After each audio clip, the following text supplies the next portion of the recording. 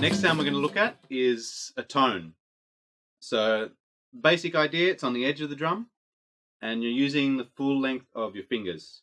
So as a rough guide, you're aiming for this paddy bit here between your palm and your first knuckle. So if you've got some padding there, that's sort of where it should be on the edge of the drum.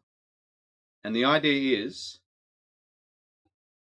hand starting back here, bringing your wrist back, not just lifting your arms up like this. So making sure you're getting your wrist involved when you're right at the start.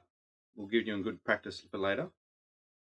Lifting your hand back, hand comes down, hits with the full face of the fingers from where the impact is. You can see from the overhead shot, roughly there on the edge of the drum. And hits with the full face of the fingers, and your hand comes off the drum, letting the sound ring out like this. So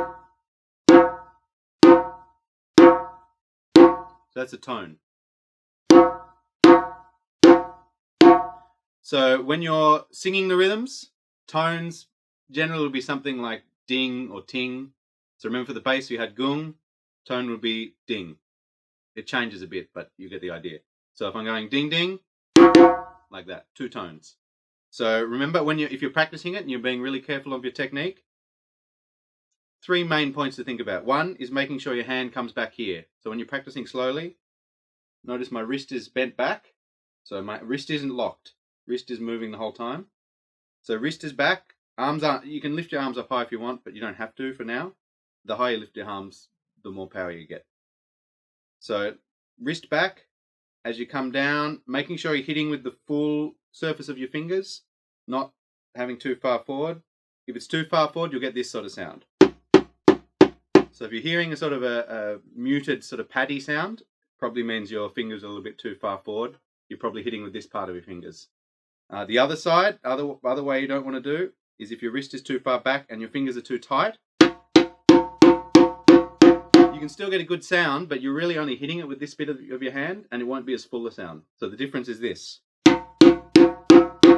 versus this. So hopefully you can hear that. If you can't, just take my word for it.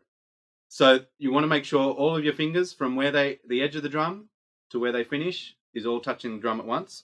So first thing, wrist back. Second thing, touching all the drum at once with your fingers. And third thing, making sure your hand comes back here to where it started, so the sound can ring out like that. So you're not playing like this. You're making sure after you play, your hand comes back here like that.